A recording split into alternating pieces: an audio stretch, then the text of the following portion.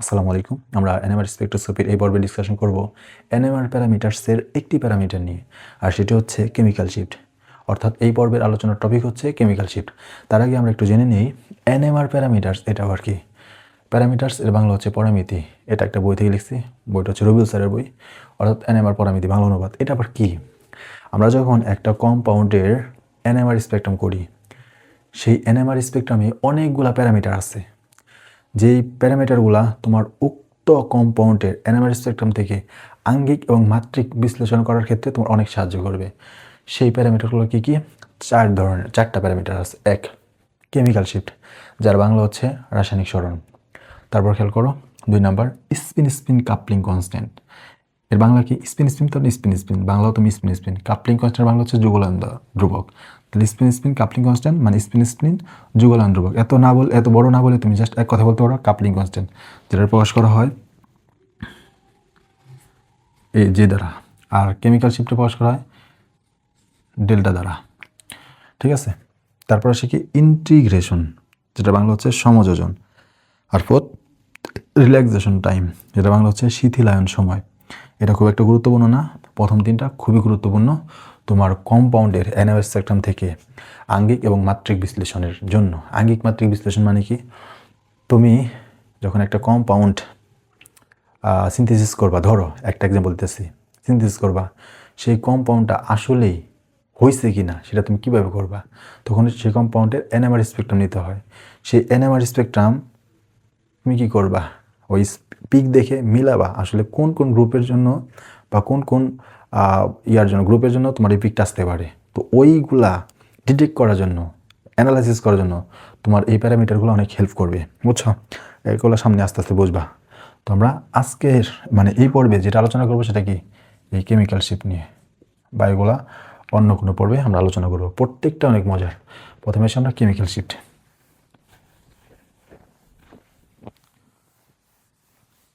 দেখো, আমরা একটু প্রিভিয়াস পর্বে যে আলোচনা করছি সেটা নিয়ে একটু হালকার উপর ঝাপসাই করি।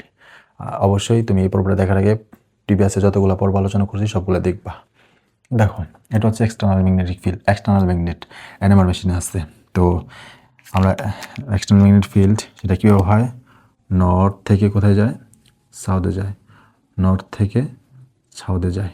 নর্থ থেকে সাউথে যায়। ঠিক আছে, এখানে তুমি একটা প্রোটন রাখছো, যেটা আমরা প্রোটন এনএমআর করতেছি, অথবা তুমি ধর নিউক্লিয়াস রাখছো। হাইড্রোজেনের নিউক্লিয়াসে কিছু আছে, জাস্ট প্রোটন, নট নিউট্রন। তো হাইড্রোজেন নিউক্লিয়াস যে কথা, প্রোটন একই কথা। ধর এখানে তুমি কি রাখছো?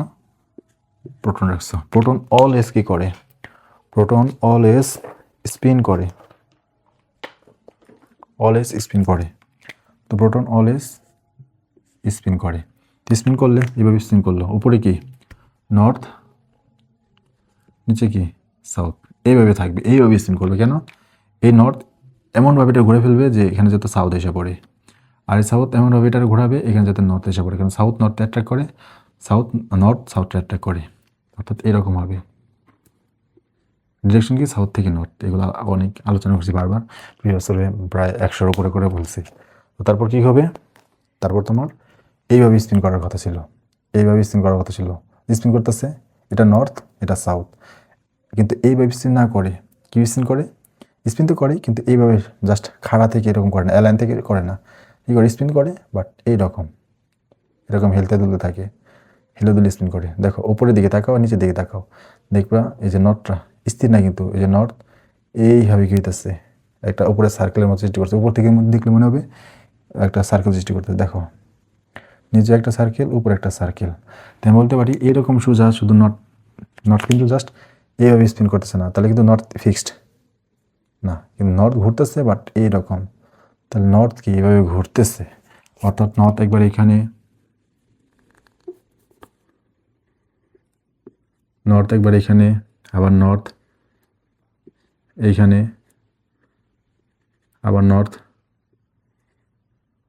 এইখানে, বুঝছো? এই চিহ্ন দ্বারা বুঝি নর্থ। তো অর্থাৎ নর্থ এখানে একটা কি মনে হবে? মনে হবে যে উপরে একটা সার্কেল সৃষ্টি করছে, মানে সার্কেল সৃষ্টি করছে, তাই না? মানে ঘুরতে থাকে নর্থটা, নিচে গিয়ে সাউথ ঘুরতে থাকে, যেটা বলছি লার্মর মোশন। এই যে ঘুরে, যে লার্মর মোশনে ঘুরে, যে একটা ফ্রিকোয়েন্সি আছে না ঘোরারটা, তো এটা বলি লার্মোর ফ্রিকোয়েন্সি। তো এই লার্মোর ফ্রিকোয়েন্সি কত হবে যেটা ডিপেন্ড করে এই এক্সটার্নাল ম্যাগনেটিক ফিল্ডের উপর। এই এক্সটার্নাল ম্যাগনেটিক ফিল্ড যত বেশি স্ট্রং হবে, ধরো অনেক স্ট্রং, তাহলে এটা কি অনেক দ্রুত করবে, আর এটা দুর্বল তাহলে কি আস্তে আস্তে করবে। যদি তাহলে কি লার্মোর ফ্রিকোয়েন্সি কার উপর ডিপেন্ড করে?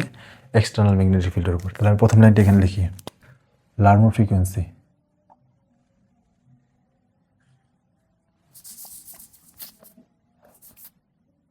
লার্মোর একটু নিচে লিখতে হবে, লার্মোর ফ্রিকোয়েন্সি এটা কার উপর ডিপেন্ড করে? এক্সটার্নাল, এদিক থেকে না, লার্মোর ফ্রিকোয়েন্সি ডিপেন্ড করে কার উপর? External magnetic field, V naught দ্বারা প্রকাশ করা হয়, যে V naught external magnetic field. ধরো তোমার যদি এক্সটার্নাল ম্যাগনেটিক ফিল্ড 1.41 টেসলা প্রয়োগ করো, তাহলে লার্মোর ফ্রিকোয়েন্সি হতে হয়, টনকালিতে লিখি, যদি তুমি লার্মোর ফ্রিকোয়েন্সি 1.41 টেসলা প্রয়োগ করো, তাহলে তোমার লার্মোর ফ্রিকোয়েন্সি হয় 60 মেগাহার্টজ।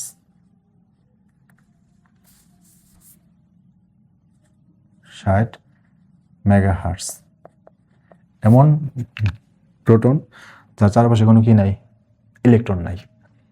আর যদি তুমি 1.41 না প্রয়োগ করে 2.35 টেসলা প্রয়োগ করো, তখন তোমার লার্মোর ফ্রিকোয়েন্সি হয় 100 মেগাহার্টজ। বুঝছো? অর্থাৎ 1.41 টেসলা প্রয়োগ করলে লার্মোর ফ্রিকোয়েন্সি হয় 60 মেগাহার্টজ, আর 2.35 টেসলা প্রয়োগ করলে লার্মোর ফ্রিকোয়েন্সি হয় 100 মেগাহার্টজ।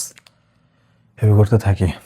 বাট এটা তো সবসময় প্রোটনটা তো ফ্রি হয় না। ফ্রি বলতে চারপাশে কিছু থাকে না, এরকম না। এর চারপাশে কী থাকে? ইলেকট্রন থাকে।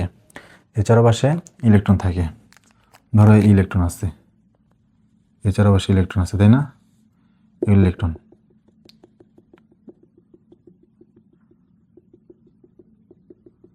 ইলেকট্রন আছে, এগুলো কি ইলেকট্রন? ইলেকট্রনগুলো নর্মালি ব্যালেন্স ইলেকট্রন, প্রোটনের চারপাশে ব্যালেন্স ইলেকট্রন থাকে, তাই না? ব্যালেন্স ইলেকট্রন, সে ইলেকট্রনগুলো স্থির থাকে। কিন্তু যখন একটা প্রোটন তুমি এক্সটার্নাল ম্যাগনেটিক ফিল্ডের মাঝে রাখবা, তখন সেগুলো আর স্থির থাকে না, সেগুলো সার্কুলেট করা শুরু করে। কীভাবে? এই যে এইভাবে সার্কুলেট করা শুরু করে, সার্কুলেশন করা শুরু করলো, সার্কুলেট বা সার্কুলেশন হইল, সার্কুলেট করা শুরু করলো, সার্কুলেশন হইল। তো যখন ইলেকট্রন সার্কুলেট করতেছে, এটা বলে লোকাল ডায়াম্যাগনেটিক কারেন্ট। আর কারেন্ট যেখানে, ম্যাগনেটিক ফিল্ড সেখানে। তো ম্যাগনেটিক ফিল্ড কীভাবে হবে? ইলেকট্রন যেদিকে মুভ করতেছে সেদিকে আমার 4 আঙ্গুল, এই 4 আঙ্গুল, আর বৃদ্ধাঙ্গুল আমার ডিনোট করবে থাম্ব ইলেকট্রনের ক্ষেত্রে, আর প্রোটনের ক্ষেত্রে থাম্বটা কি? নর্থ। আচ্ছা, তাহলে ইলেকট্রন এদিকে মুভ করতেছে। ইলেকট্রন তো এই যে ধরো এটা নর্থ প্রোটনের, আর এটা কি? সাউথ। ইলেকট্রন মুভ করছে চারপাশে যে এইভাবে, এইভাবে। তাহলে আমার থাম্বটা কি উপর দিকে না? তার মানে উপরের দিকে কি? সাউথ। উপর দিকে সাউথ, নিচে কি? নর্থ। নর্থ অর্থাৎ সাউথের থেকে নর্থের ডিরেকশন, এই যে সাউথ, এই যে নর্থ, এই যে সাউথ, এই যে নর্থ। অর্থাৎ এদিক থেকে বের হয়ে এদিক থেকে ঢুকতেছে, এদিক থেকে বের হয়ে এদিক থেকে ঢুকতেছে। ওই যে ইনডিউসড, এটা কি বলা হয়? ইনডিউসড বা সেকেন্ডারি ম্যাগনেটিক ফিল্ড। সেটা কার দিকে কাজ করতেছে? কার দিকে? এগেনস্টে কাজ করতেছে, অ্যাপ্লাইড ম্যাগনেটিক ফিল্ড দিক। অ্যাপ্লাইড ম্যাগনেটিক ফিল্ডের, এই যে অ্যাপ্লাইড ম্যাগনেটিক ফিল্ড, এটার দিক কোন দিকে? এই দিক বরাবর, তাই না? এই দিকে। আর ইনডিউসটা কোন দিকে? দেখো এই সাউথ থেকে নর্থ, উল্টা। ইনডিউসটা বিহেভ করতেছে তার অপোজিট, অপোজিট। তার মানে এই এক্সটার্নাল ম্যাগনেটিক ফিল্ড, এই V naught external magnetic field, এই প্রোটনের মধ্যে যে পরিমাণ প্রভাব আগে ফেলতে পারতো যখন ইলেকট্রন ছিল না, এখন কিন্তু তা পারবে না। কেন? যেই প্রভাব ফেলতে যাবে, এই যে ইনডিউসড ম্যাগনেটিক ফিল্ড তার তো এগেনস্টে কাজ করতেছে। অর্থাৎ আগে আমি তোমার বুঝতেছি যে আগে এই নর্থ এই সাউথে যে পরিমাণ অ্যাট্রাক্ট করতে পারতো, এই সাউথ এই নর্থে, প্রোটনের নর্থে, নিউক্লিয়াসের নর্থে যে পরিমাণ অ্যাট্রাক্ট করতে পারতো বা প্রভাব ফেলতে পারতো অ্যাট্রাকশন করে, এখন আর তা পারবে না। কেন? এই প্রোটনের চারপাশে যে ইলেকট্রন আছে, যেটা সার্কুলেশন করা শুরু করলো অ্যাপ্লাইড ম্যাগনেটিক ফিল্ডের উপস্থিতিতে, সেই সার্কুলেশন একটা ইনডিউসড বা সেকেন্ডারি ম্যাগনেটিক ফিল্ড সৃষ্টি করলো, যেটা এই অ্যাপ্লাইড ফিল্ডের এগেনস্টে কাজ করতেছে। তাহলে আগে একদম সুন্দর করে অ্যাট্রাক্ট করে ফেলতে, এখন তা পারবে না। কারণ এটা কী করবে? বাধা দেবে ইনডিউসড ম্যাগনেটিক ফিল্ড। অর্থাৎ তো এই প্রোটন আগের মতো তোমার অ্যাপ্লাইড ম্যাগনেটিক ফিল্ড এক্সপিরিয়েন্স করতেছে না, তার থেকে কম এক্সপিরিয়েন্স করতেছে। তার মানে আমি এই যে অ্যাপ্লাইড ম্যাগনেটিক ফিল্ড যে প্রয়োগ করতাম নিউক্লিয়াসে, ডিরেকশনগুলো দেখো, প্রয়োগ করলাম, এইভাবে বড় একটা চিহ্ন দিলাম, প্রয়োগ করলাম, এই চিহ্ন দ্বারা কী করলাম, প্রয়োগ করলাম, এক্সটার্নাল ম্যাগনেটিক নিউক্লিয়াস প্রয়োগ করব, বিশাল বড় একটা মান প্রয়োগ করলাম। ধরো সে মানটা কত, 1.4 টেসলা, বড় তো না, ছোটোই মান। এটা ধরো সব থেকে সর্বনিম্ন ধরা যায় এনএমআর মেশিনের মধ্যে। আগের যুগে একদম শুরুর দিকে 1952 1960-70 সালের দিকে যে এনএমআর মেশিন ছিল, তখনই 1.4 টেসলা প্রয়োগ করা হতো। এখন এগুলো না, 60 মেগাহার্টজ তখন ছিল, এখন ধরো 800 মেগাহার্টজ চলে গেছে। আর বাংলাদেশ এমন একটা জামানা সেই যে এখানে মানে ধরো সর্বোচ্চ 400 মেগাহার্টজ। আর বেশিরভাগ ক্ষেত্রেই যেই বড় বড় ইগুলো আছে, ইন্ডাস্ট্রিয়াল ইগুলো আছে, সেইখানে এনএমআর মেশিন 100, তারপর হচ্ছে সর্বোচ্চ কত 400। আর অন্যান্য উন্নত পৃথিবীতে এটা চলে গেছে 800-তে, বুঝতেছ? তো বাংলাদেশে কোনো দিন রিসার্চ হইব? মানে আমি যখন হচ্ছে কথা আসলো, আমি অনার্সে প্রজেক্ট করি, অনেক আশা নিয়ে থিসিস মানে রিসার্চ করতে গেছিলাম। বাট ল্যাবের মধ্যে এমন অবস্থা, শুধু মনে করো যে আমার ভার্সিটি না, তুমি যদি বুয়েটও যাও একই অবস্থা। বুয়েট নাম শুনে তো মনে হয় যে কী, বাট তুমি যদি ল্যাব ফেসিলিটি দেখো না, তাহলে জঘন্য। বাংলাদেশের একটা ইউনিভার্সিটি নাই যেখানে ওই উন্নত মানের তোমার ল্যাব ফেসিলিটি দিবে। তো আমি যখন রিসার্চ করতে যাই, আমার যখন যেই কম্পাউন্ডটা লাগবে, স্যাম্পলটা লাগবে, ওই যারা ল্যাবের দায়িত্বে থাকে তাদের কাছে চাইলে তারা মনে করো যে এমন একটা বিহেভ ধরে থাকে, মনে করে না জানি তারা কি, তারাই সুপারভাইজার, বুঝছো? তো আমার একটু বেশি, মানে ধরো এক প্রকার কী বলে আত্মসম্মানে বাদে, যে এত বারবার একটা স্যাম্পল আমি রিসার্চ করব আর তার কাছে বারবার চাইতে হইব, এরকম কেন? তো এই ক্ষোভ থেকে আমি মানে মাস্টার্সে থিস করে বাদ দিছি, যে থিস করবো না, এই বাংলাদেশে থাকি এগুলো হইব না, বুঝছো? এই আগ্রহ মরে গেছে এই অবস্থার জন্য। তো কথা আসলো যে বাংলাদেশে এনএমআর মেশিন সর্বোচ্চ 400, আর বিশ্বে চলতেছে 800 মেগাহার্টজের। তাও কয়টা? একটা, হোল বাংলাদেশে মাত্র একটাই আছে এনএমআর মেশিন 400 মেগাহার্টজের, বুঝতেছে? এবং টোটাল যতগুলো বিশ্ববিদ্যালয় আছে এর মধ্যে জাহাঙ্গীরনগর ইউনিভার্সিটি, এইখানে শুধু একটা এনএমআর মেশিন আছে, আর কোনো ভার্সিটিতে এনএমআর মেশিন নাই। আর তুমি উন্নত বিশ্বে যাবা, প্রত্যেকটা ভার্সিটিতে তুমি এনএমআর মেশিন পাবা। এই হলো বাংলাদেশের অবস্থা। যাই হোক, দেখো বিশাল বলতে কি, বাংলাদেশের পাসপোর্টে ধরো 1.4 টেসলা অনেক বিশাল, হ্যাঁ, প্রয়োগ করলা। বাট নিউক্লিয়াস কী করবে না, 1.4 টেসলাই অনুভব করবে না, কারণ সেখানে কি আছে, নিউক্লিয়াস বা প্রোটনের চারপাশে ব্যালেন্স ইলেকট্রন আছে। নিউক্লিয়াস বা প্রোটনের চারপাশে ব্যালেন্স ইলেকট্রন আছে। সেই ব্যালেন্স ইলেকট্রন সার্কুলেশনের ফলে আমাদের কী সৃষ্টি হয়, ইনডিউসড ম্যাগনেটিক ফিল্ড। সেটা কী করে, এই অ্যাপ্লাইড ম্যাগনেটিক ফিল্ডের বিপরীতে বিহেভ করে। ধরো এটা আমি একটু কী করলাম, ছোট্ট করে দিলাম, কারণ এটা তার ওটার মতো হবে না। মানে তুমি অ্যাপ্লাইড ম্যাগনেটিক যে এটা প্রয়োগ করতেছো, ইনডিউসড ম্যাগনেটিক ফিল্ড তো ওই রকম হবে না, তার থেকে কমই হবে, এগেনস্টে কাজ করবে। তাহলে এই যে 1.4 টেসলা তুমি যে ইলেকট্রনের মধ্যে ফেলতে মানে প্রোটনের মধ্যে ফেলতে চাইছিলা প্রভাব, 1.4 টেসলা পড়বে না, তার থেকে কম পড়বে। যেটা পড়ে সেটারে বলা হয় বি ইফেক্টিভ, কী পরিমাণ পড়ে। এবং তুমি অবশ্যই বলবা যে বি ইফেক্টিভ সেটার মান কত, 1.4 টেসলা থেকে কম। অবশ্যই সেটার মান কত, 1.4 টেসলা থেকে কম। আশা করি তুমি বুঝতে পারছো। তাহলে নিউক্লিয়াস যে পরিমাণ ম্যাগনেটিক ফিল্ড সে অনুভব করবে, সে অনুযায়ী লার্মোর ফ্রিকোয়েন্সি হবে। 1.4 টেসলা দিছিল, যদি 1.4 টেসলাই সে অনুভব করতো তাহলে লার্মোর ফ্রিকোয়েন্সি 60 হতো। বাট সে তো 1.4 টেসলা অনুভব করতেছে না, এক্সপিরিয়েন্স করতেছে না, সে করতেছে 1.4 টেসলা থেকে কম। তার লার্মোর ফ্রিকোয়েন্সি কি 60 হবে? 60 হবে না, তাতে কী হবে, কম হবে। তাই আমি বলতেই পারি যে লার্মোর ফ্রিকোয়েন্সি, এই যে এক্সপিরিয়েন্স কী করলো, ম্যাগনেটিক ফিল্ড কম অনুভব করলো, তাই লার্মোর ফ্রিকোয়েন্সি বিএল সেটাও কী হয়ে যাবে, কম হবে না? লার্মোর ফ্রিকোয়েন্সি সেটাও কম হবে।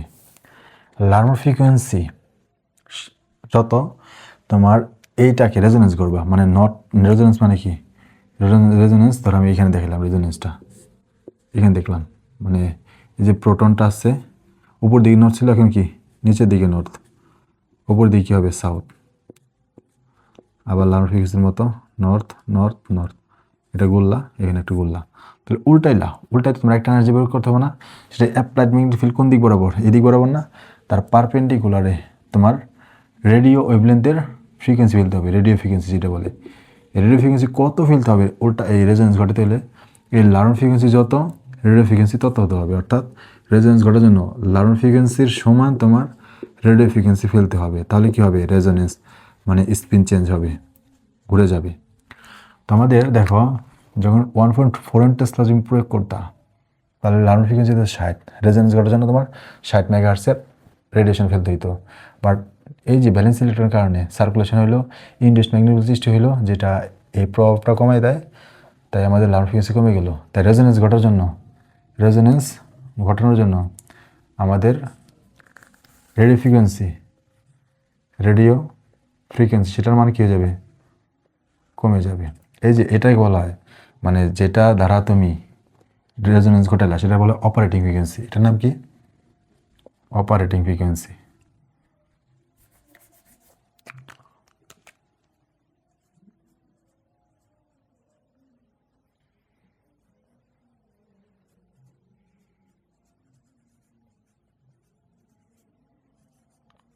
অপারেটিং ফ্রিকোয়েন্সি এটার নাম, এতটুকু বুঝছো। তাহলে লার্ন ফ্রিকোয়েন্সি যত হবে রেজোনেন্স করার জন্য রেডিও ফ্রিকোয়েন্সি তত ঢালতে হবে। তাহলে একটা প্রোটন কোথায় আমার রেজোনেন্স দেখাবে, কত রেডিও ফ্রিকোয়েন্সি, সেটা আসলে বের করে ফেলতে পারবো না। যত লার্ন ফ্রিকোয়েন্সি হবে তততে রেজোনেন্স দেখাবে। কিন্তু ব্যাপার হলো কি জানো, ব্যাপার হলো এই যে তোমার লার্ন ফ্রিকোয়েন্সি একজাক্টলি কত হয়, এই তোমার ইনডিউসড ম্যাগনেটিক ফিল্ড প্রয়োগের ফলে, মানে ইনডিউসড ম্যাগনেটিক সৃষ্টির ফলে এক্সটার্নাল ফিল্ড প্রয়োগ করলা, সেটাতে এগেনস্টে ইনডিউসড ম্যাগনেটিক ফিল্ড সৃষ্টি হইলো, ফলে তুমি 1.4 টেসলা যে প্রয়োগ করলা সেটার নিউক্লিয়াস এক্সপিরিয়েন্স করলো না, তার থেকে কম এক্সপিরিয়েন্স করলো। দেন লার্ন ফ্রিকোয়েন্সি নতুন করে সৃষ্টি হবে, 60 হবে না, নতুন করে একটা হবে, কম হবে। বাট ওটা কত, এক্সাক্ট কত, সেটা আসলে বের করা যায় না, ওটা বের করা ভেরি ডিফিকাল্ট। এই লাইনটা কোত্থেকে পাইলাম, পাবের বই সুন্দর করে আছে, পাবের বই কি আছে, এই যে লার্ন ফ্রিকোয়েন্সিটা লেখো, লার্ন ফ্রিকোয়েন্সি very difficult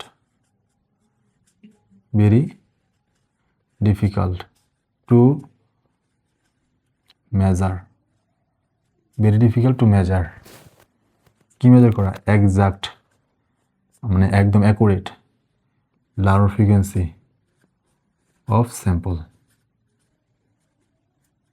একটা স্যাম্পলের এক্সাক্ট লার্ন ফ্রিকোয়েন্সি কত, সেটা আসলে বের করা যায় না, বুঝছো। তাহলে আসলে কী করা হয়, আসলে আমরা এক্সাক্ট লার্ন ফ্রিকোয়েন্সি বের করি না অ্যানামারিস সিস্টেমে। প্রথম দিকে কী করা হতো, আসলে যেটা করা হয়, এটা না করে যেটা করা হয় না, ক্রস দিয়ে দিলাম, যেটা বের করা কঠিন সেটা বের করা হয় না। বের কী করা হয়, আসলে একটা রেফারেন্স কম্পাউন্ড এই স্যাম্পলের সাথে প্লেসড করা হয়, মানে যে তুমি স্যাম্পল টিপটা জেনো, তাহলে নতুন করে একটা লাইন লেখো। এটা না করে কী করা হয়, ভিন্ন একটা জিনিস করা হয়, লিখবা সো রেফারেন্স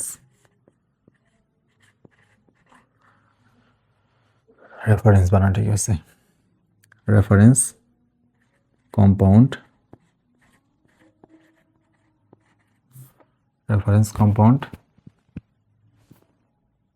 is placed কোথায়, ইন স্যাম্পল। রেফারেন্স কম্পাউন্ড কেমন, যেমন আমি তোমার নর্মালি আগের সময় যেটা ব্যবহার করা হতো একদম শুরুর দিকে, এটা মুছে দিলাম, সেটা হচ্ছে টিএমএস। এখানে লিখতেছি রেফারেন্স কম্পাউন্ডটা, উপরে লেখো রেফারেন্স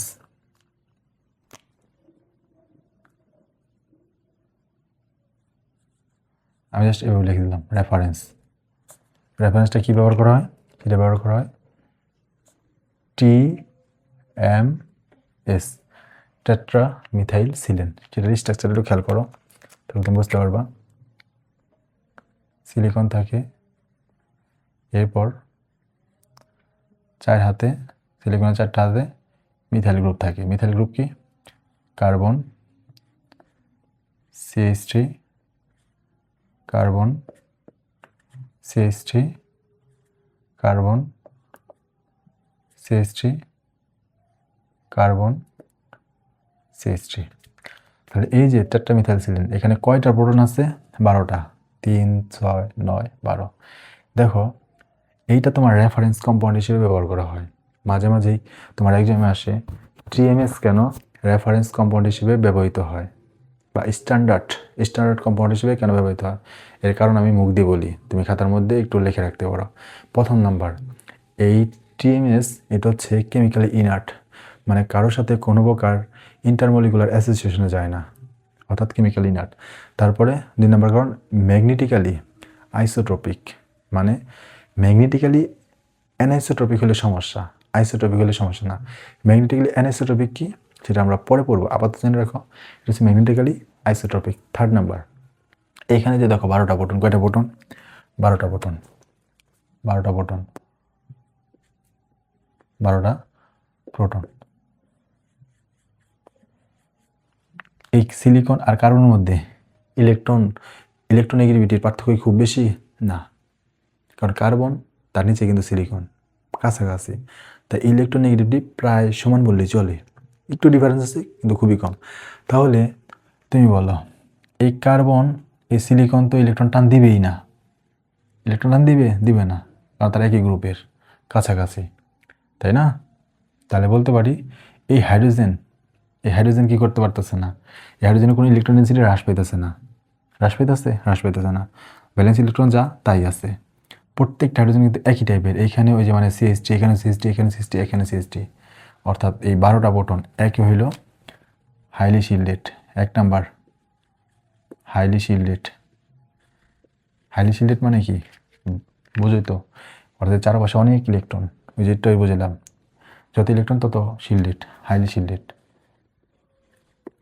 এবং এই 12টা প্রোটন আবার কি ইকুইভ্যালেন্ট, কেমিক্যালি ম্যাগনেটিক্যালি ইকুইভ্যালেন্ট,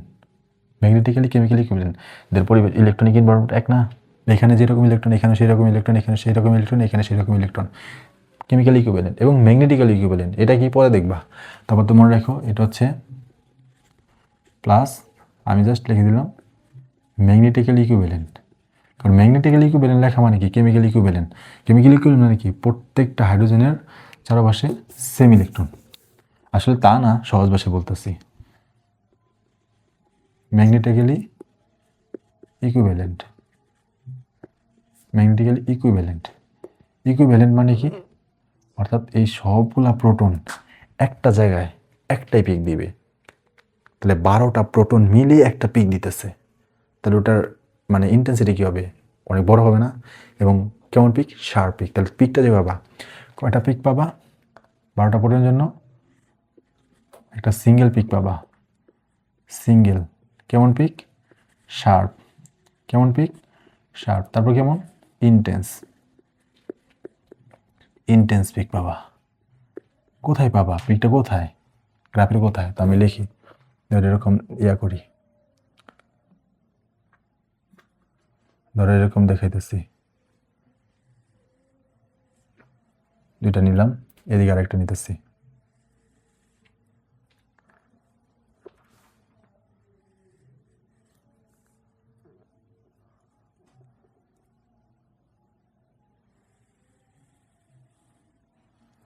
দেখো শিল্ডেড প্রোটন সবসময় কোথায় পিক দেয়, রেজোনেন্সের সময়, লাইনটা এখানে লিখবো, ফর রেজোনেন্স,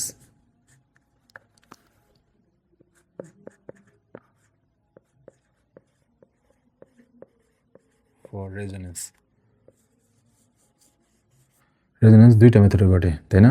একটা ফ্রিকোয়েন্সি সুইপ, একটা ফিল্ড সুইপ, ফ্রিকোয়েন্সি সুইপ আরেকটা field sweep, FIELD, field sweep. Frequency sweep মানে কি, এগুলো আগে পর্বে আলোচনা করছি, এখন জাস্ট জেনে রাখো, মানে ফ্রিকোয়েন্সি চেঞ্জ করে হয়। আমরা জানি গ্রাফের এই দিক বরাবর থাকে হচ্ছে রেডিও ফ্রিকোয়েন্সি, আর এই দিক বরাবর থাকে কি, এই দিক বরাবর থাকে হচ্ছে অ্যাপ্লাইড ম্যাগনেটিক ফিল্ড, একই, এটার জন্য একই, বুঝছো? তো তুমি বলো তো একটু আগে আলোচনা দিয়ে যে আলোচনা করলাম, এখানে হাইলি শিল্ডেড, মানে এই প্রোটনগুলোর চারপাশে অনেক ইলেকট্রন, তাহলে সেটা রেজোনেন্সের জন্য ফ্রিকোয়েন্সিটা কেমন লাগবে? একটু আগে বলছি যে তোমার দেখো, এই যত বেশি ইলেকট্রন ইনডিউসড ম্যাগনেটিক ফিল্ড তত, তাহলে বাধা তত দিবে, অ্যাপ্লাইড ম্যাগনেটিক ফিল্ড কী করতে পারছে না, প্রভাব ফেলতে পারতেছে না। তাই ইফেক্টিভ ম্যাগনেটিক ফিল্ড সেটা কম হবে, লাউড ফ্রিকোয়েন্সিটা কম হবে, তাহলে রেজোনেন্স করার জন্য কম ফ্রিকোয়েন্সি লাগবে। অর্থাৎ আমাদের রেডিও ফ্রিকোয়েন্সি রেজোনেন্স করার জন্য সেটা কি অনেক কম লাগবে। সেটা কি, যেহেতু একদম হাইলি শিল্ডেড 12টা প্রোটন মিলে এবং যতগুলো কম্পাউন্ড আছে ওই সময়ের, তার মধ্যে এটা হচ্ছে ছিল মিনিমাম। আর ফিল্ড শিপে ম্যাগনেটিক ফিল্ড তোমার প্রয়োগ করতে হবে রেজোনেন্স ঘটানোর জন্য। দেখো 12টা প্রোটন হাইলি শিল্ডেড, তার চারপাশে অনেক ইলেকট্রন, তুমি যদি রেজোনেন্স ঘটাতে চাও তাহলে কী করতে হবে, ওই প্রোটনটার উপর অনেক বেশি ম্যাগনেটিক ফিল্ড প্রভাব ফেলতে হবে, তাই না? যেহেতু 12টা প্রোটন, এর মধ্যে ইলেকট্রন ডেন্সিটি অনেক বেশি, তাহলে মানে ম্যাগনেটিক ফিল্ডের প্রভাব ফেলতে হলে অনেক বেশি ম্যাগনেটিক ফিল্ড প্রয়োগ করতে হবে। অর্থাৎ আমরা বলবো যে ম্যাগনেটিক ফিল্ডের প্রয়োগ সেটা কি অনেক বেশি প্রয়োগ করতে হবে, সেটা কি ম্যাক্সিমাম। আশা করি বুঝতে পারছো। আর যদি এটি যারা আগের পর্বগুলো দেখছে এগুলো হচ্ছে দুধ ভাত। দেখো আমি তোর বলছিলাম যে এদিক বরাবর ফ্রিকোয়েন্সি বাড়তেছে, আর এদিক বরাবর মানে এখান থেকে ফ্রিকোয়েন্সি শুরু, ফ্রিকোয়েন্সি বাড়তেছে বাড়তেছে বাড়তেছে, আর এখান থেকে ম্যাগনেটিক ফিল্ড শুরু, ফিল্ড বাড়তেছে বাড়তেছে বাড়তেছে। তাহলে টিএমএস কোথায় রেজোনেন্স দেখাবে? যেখানে রেডিও ফ্রিকোয়েন্সি অনেক কম। কোথায় সব থেকে কম? এইখানে। অথবা কোথায় দেখাবে? ফিল্ড শিপে, যেখানে ম্যাগনেটিক ফিল্ড সব থেকে বেশি। কোথায় বেশি? এদিক বরাবর এখানে বেশি, বুঝছো? তাহলে পিকটা কোথায় দেখাবে? এইখানে। আমি এটা লাল কালারে দেখি, এইটা ধরো আমাদের টিএমএস এর পিক, বুঝছো? আর আমরা আগে পর্ব আলোচনা করছি শিল্ডেড প্রোটন সবসময় কী করে, হাতের ডান পাশে দেখায়, এই যে ডান পাশে। সিমিলারতে এটাও ধরো এই গ্রাফের একই ক্ষেত্রে কোথায় দেখাবে? এখানে। কেন আলাদা লিখতেছি পরে বলবো। আচ্ছা, ওকে। এটা কার জন্য?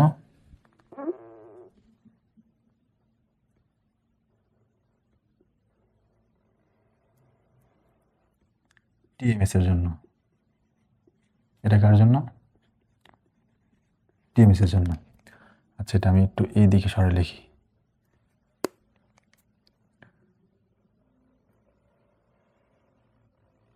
টিএমএস। আচ্ছা, এতটুকু বুঝলা। ঠিক আছে, এগুলো তুমি রাখতে পারো, না রাখতে পারো। তারপরে কোনটা আমরা পড়বো? দেখো, ধরো আমরা যে রেজোনেন্স ঘটাতেছি যে একটা স্যাম্পলের, সেই রেজোনেন্স ঘটানোর জন্য যে ম্যাগনেটিক ফিল্ডটা রাখছি, ধরে নাও সেই ম্যাগনেটিক ফিল্ড হচ্ছে 1.41 টেসলা। তাহলে 1.41 টেসলাতে আমাদের ইসের এই স্যাম্পল টিএমএসের স্ট্যান্ডার্ড রেফারেন্স টিএমএসের সেইটার রেডিও ফ্রিকোয়েন্সি কত হবে? আমি এখানে এই যেটা লিখে, এর মানে কি রেডিও ফ্রিকোয়েন্সি কোথায় রেজোনেন্স দেখা সেটা আমি এটা কীভাবে লিখবো? রেফারেন্স। রেফারেন্স বলতে তোমার টিএমএস হতে পারে, আদার্স কিছু আছে, তারপরে রেফারেন্স লিখে রাখলাম। অথবা কি বলবো? টিএমএস বলে দিলাম। এটা আসলে কত হয় দেখো, আমি আবার বলছি যে একজ্যাক্ট লার্নোর ফ্রিকোয়েন্সি যত তত তোমার রেডিও ফ্রিকোয়েন্সিতে দেখাবে, রেজোনেন্স দেখাবে। একজ্যাক্ট লার্নোর ফ্রিকোয়েন্সি বের করা যায়? তার টিএমএসের কোথায় একজ্যাক্ট লার্নোর ফ্রিকোয়েন্সিটা হবে আর কোথায় রেজোনেন্স এটা বের করা যাবে? এটা যাবে না, বের করা যায় না। ধরে নেওয়া হয়, কী ধরে নেওয়া হয়? যে বি নোটে 1.4 টেসলা থাকলে কত লার্নোর ফ্রিকোয়েন্সি হইতো? 60 মেগাহার্টজ। ওইটাই আমরা ধরে নেওয়া হয়, যে আমরা ধরে নিলাম এটা 60 মেগাহার্টজ। 60 মেগাহার্টজ। আমি আবার বললাম, ব্যাকেট লিখলাম সে মানে কি? জাস্ট ধরে নেওয়া। দেখো রেফারেন্সটা ধরে নিচ্ছে। একটু আমরা একটু আগের আলোচনা যাই। ইলেকট্রোকেমিস্ট্রি পড়ছো না? পড়ছো তো। স্ট্যান্ডার্ড হাইড্রোজেন ইলেকট্রোড, প্রমাণ হাইড্রোজেন তড়িৎদ্বার। প্রমাণ হাইড্রোজেন তড়িৎদ্বারের মানে তড়িৎ বিভব সেটা কত ধরা হয়? বিভব ইলেকট্রিক মানে এটা কি বলা হয়? হ্যাঁ, বিভব। এটা হচ্ছে অ্যানোড বিভব বা জারণ বিভব, আর এটা কি বিজারণ বিভব। এটা হচ্ছে অক্সিডেশন হ্যাঁ, জারণ বিভব বিজারণ বিভব সেটা কত মান ধরা হয়? 0 ধরা হয়, 0। আসলে কি 0? আসলে 0 না, আসলে 0 না, আসলে কত? যা এটা বের করা যায় না, বের করা যায় না। ধরো এই যে আমরা যে মাপি, ধরো 1 কেজি ধরো আলু কিনলা, তোমার মেপে দেখি। এখন তো যে তোমার ইলেকট্রিক্যাল হয়েছে, মাপার একটা যন্ত্র আছে। আগের আলোচনায় আসো, মানে মানে কয়েক বছর আগের কথা বলো, তখন 1 কেজি পাথর দিয়ে মাপতো। ওই পাথরটা যে 1 কেজি, এটা তোমার কে বলে দিচ্ছে? ধরো আমার কাছে কোনো পাথর নেই, আমি ব্যবসা করতে বসছি, নতুন একটা ব্যবসা, ইসের মধ্যে, রাস্তার মধ্যে নিয়া সালা টালা বেছে ব্যবসা শুরু করছি। আমার কাছে পাথর নাই, আমি কি করলাম? 1 কেজির একটা পাথর নিয়ে বালু দাঁড়িপাল্লায় মাপে নিলাম। 1 কেজি 1 কেজি, তাহলে বালুর এখন ওজন কত? 1 কেজি। এবং এই বালু 1 কেজি আমি মেপে ফেললাম। এটার আমি কি করতেছি? দিয়ে আমার যে আদার্স যে সবজিগুলো আছে, যে কেউ আসতেছে 1 কেজি যেতেছে, এই বালুর মাপ দিয়ে আমি মাপে দিতেছি। তাহলে এই যে বালুটা আমি কি করলাম? স্ট্যান্ডার্ড ধরে নিলাম না? এই বালু যে 1 কেজি, এটা তোমার কে বললো? বা ওই পাথরটা যে 1 কেজি কে বললো? কোনো একজন একদম শুরুর দিকে বলছে যে এতটুকু ওজন 1 কেজি, আজ থেকে ধরুন 1 কেজি। যদি কেউ শুরু দিকে বলে দিত ওই পাথরটার ওজন 2 কেজি, তুমি কি ধরতা? 2 কেজি ধরতা। অর্থাৎ আসলে এক্স্যাক্ট যে কত, এগুলো আসলে বের করা যায় না, বিবাহ বের করা যায় না। এরকম এক্স্যাক্ট কোথায় যে তোমার দেখায়, রেজোনেন্স দেখায়, সেটাও বের করা যায় না। তাহলে কী করা হয়? তুলনা নেওয়া হয়। তুলনা বলতে একটা সাপেক্ষে আরেকটা। ওই যে যতগুলা তুমি ইলেকট্রোকেমিস্ট্রি যত পড়তেছ, যে সোডিয়ামের পটেনশিয়াল বিভব, তারপর হচ্ছে কপারের পটেনশিয়াল বিভব, জিঙ্কের পটেনশিয়াল বিভব পড়ছো না? এগুলো আসলে একটাও মানে এক্সাক্ট না। এটা হচ্ছে হাইড্রোজেনের সাপেক্ষে, মানে যে হাইড্রোজেনের বিভবটা 0 ধরছে, প্রমাণ হাইড্রোজেনটারে ওটার সাপেক্ষে বের করছে এগুলা। তো সিমিলার ওয়েতে আমরা একটা কম্পাউন্ডেরও লার্নার ফ্রিকোয়েন্সি এক্সাক্ট কত সেটা বের করতে পারি না। তো আমরা কী করি? একটা রেফারেন্স কম্পাউন্ড নেই, সেটা ধরো টিএমএস নিলাম, সেটার কত সেটা তো আমরা জানি না, সেটা ধরে নিই 60 মেগাহার্টজ, অর্থাৎ 1.4 টেসলাতে কত হইতো সেটা আমরা ধরে নিলাম। তারপর কি করা হয়? ধরে নিচ্ছে, তারপর তোমার স্যাম্পলটা নেওয়া হয়। স্যাম্পলের কত? স্যাম্পলের কত? আরে ভাই, আমি তো বললামই আমরা বেরই করতে পারি না। তাহলে স্যাম্পলের কত সেটাও তো আমি জানি না। কিছু একটা মেগাহার্টজ হবে, আমি জানি না, বাট এটা ডিফারেন্সটা জানা যায়। ডিফারেন্সটা গ্রাফ থেকে তুমি ইজিলি বের করতে পারো। ওই যে একটা সাপেক্ষে আরেকটা, এই ডিফারেন্সটা কত হয় সেটা বের করা যায়, বুঝছো? ডিফারেন্সটা কত বের করা যায়। তো পাবিয়ার বইয়ে যে উদাহরণ আছে সেটা দিয়ে আমি বুঝাইতেছি। পাবিয়ার উদাহরণ হচ্ছে, ধরো এই ডিফারেন্সটা একটা যে কোনো একটা আননোন একটা স্যাম্পল নিলা, কোন স্যাম্পলটা পাবিয়ার বই নিচ্ছে সেটা আমি খেয়াল করি নাই। হয়তো কোনো একটা কম্পাউন্ড নিতে পারে আর না নিতে পারে, হয়তো বলছে ফর ইনস্ট্যান্ট ধরে নাও, তো সেটা ধরে নিচ্ছে যে স্যাম্পল নিচ্ছে, ডিফারেন্সটা হচ্ছে 162। পাবিয়ার বই আছে, কেমিক্যাল শিফটের আলোচনা গেলে বাবা 162 কত হার্স।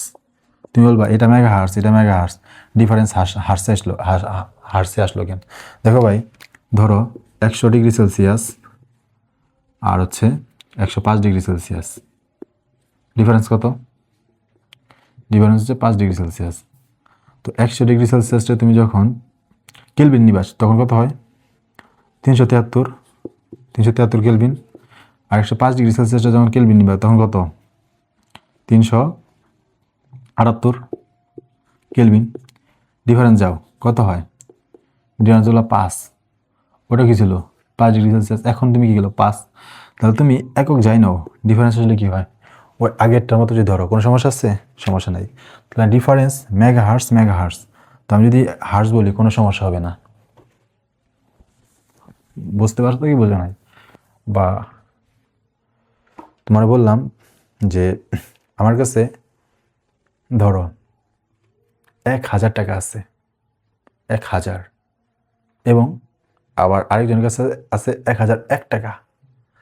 1000, 1001, তুমি কি বলো? ডিফারেন্স কত? 1 টাকা বলো। তো সিমিলারলি 60 হার্স, এখানে কোনো এক 60 মেগা হার্স, এখানে কোনো একটা মেগা হার্স, ডিফারেন্সটা কি হয়? ওই হার্সে 162 হার্স, বুঝছো? তাহলে পিকটা কোথায় পাবা? ধরো এই যেটা, এটা ধরো তুমি কোথায় পেয়েছো? 60 মেগা হার্সে। আসলে কি 60 মেগা হার্সে? না, 60 মেগা হার্স তো জীবনে হবে না। কেন? তুমি 1.4 টেসলা প্রয়োগ করতেছো। ওকে, যদি 1.4 টেসলাই এই হাইড্রোজেনগুলোর উপর পড়তো তাহলে 60 মেগাহার্টজ হইতো। কিন্তু টিএমএস হাইলি শিল্ডেড 1.4 টেসলা তো অনুভবই করবে না সে। তাহলে 60 মেগাহার্টজ তো হবে না, অনেক কম হবে, বাট সেটা কত জানি না, তাই আমরা ধরে নিই কত 60 মেগাহার্টজ, বুঝছো? আর যে স্যাম্পলটা নিছো সেটার জন্য পিক পাইছো কততে, সেটার জন্য পিক ধরো এখানে পাইছো, ওইটা আমি ধরো এইখানে দেখাইলাম 162,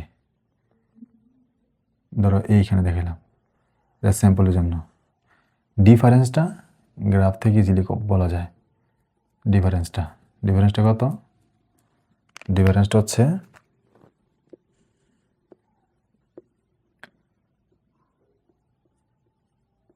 162 হার্টস। যখন তোমার এনামেল মেশিনটা কী হয় 1.4 টেসলা হয়, তো এখানে আমি লিখে দিলাম এনামেল মেশিন কত 1.4 টেসলা। বাট ঝামেলা একটা বাদে, ঝামেলা কি, যদি আমি এই মেশিনটা 1.4 টেসলা না থাকে একটু আরও একটু উন্নত মানের, আর একটু ম্যাগনেট ফিল্ড স্ট্রং এরকম এনামেল মেশিন ব্যবহার করে, সে ধরো পাবের বই যেরকম আছে ভিনোটটা, ধরো ভিনোটটা আমি 1.4 টেসলা না প্রয়োগ করে 2.35 প্রয়োগ করলাম, 2.35 টেসলা, এর মধ্যে আমি করবো এনএমআর স্পেকট্রাম করবো আমার স্যাম্পলের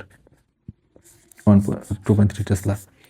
তো তখন তোমার বি টিএমএস বা রেফারেন্স, আচ্ছা এটাকে এবার বলে কি জানো, রেফারেন্স না বলে স্ট্যান্ডার্ড বলে, স্পেকট্রোমিটার বলে, স্পেকট্রোমিটার SPECT এরকম বলে লিখে দিলাম। কেন? কারণ নর্মালি কী হয় 1.4 টেসলা হলে সেটার মান দাঁড়ায় 60 মেগাহার্টজ, আর আমরা তো 60 মেগাহার্টসই ধরতে, মানে যে 1.4 টেসলা হলে 60 মেগাহার্টসই ধরতে, 60 মেগাহার্টস কি আসলে অ্যাকচুয়ালি না, তাহলে 60 মেগাহার্টস কার 1.4 টেসলা হয়, 1.4 টেসলা হলে 60 মেগাহার্টস হয়, আমরা ওটাই ধরে নিতেছি। তাই আমরা বলতে পারি নিউ রেফারেন্স, নিউ টিএমএস অথবা নিউ স্পেকট্রোমিটার, তাই না? এটা হচ্ছে স্পেকট্রোমিটার, ঠিক আছে, স্পেকট্রোমিটার।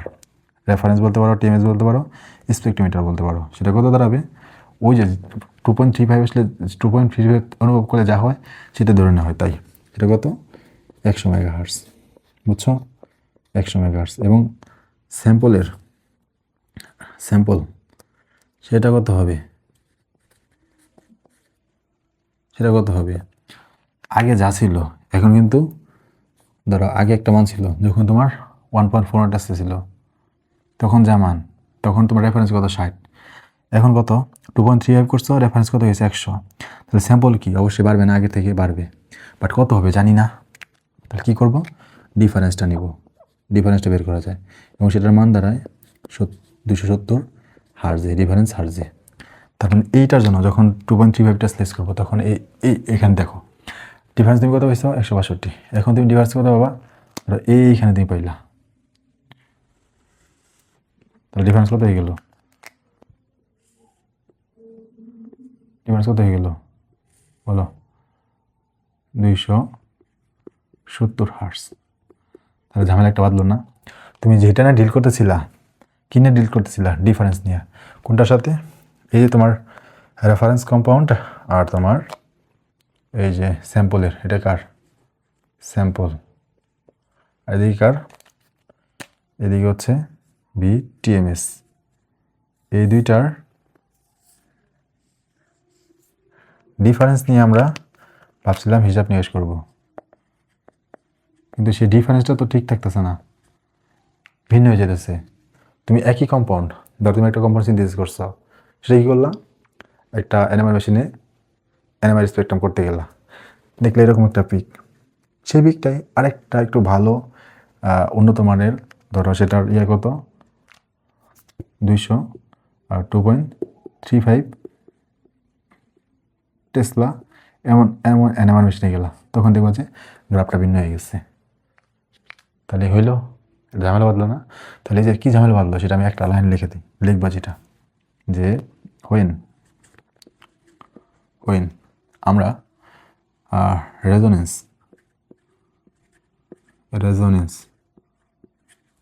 অফ এ প্রোটন, একটা প্রোটনের রেজোনেন্স অফ এ প্রোটন, সেই প্রোটনটা কার, of sample,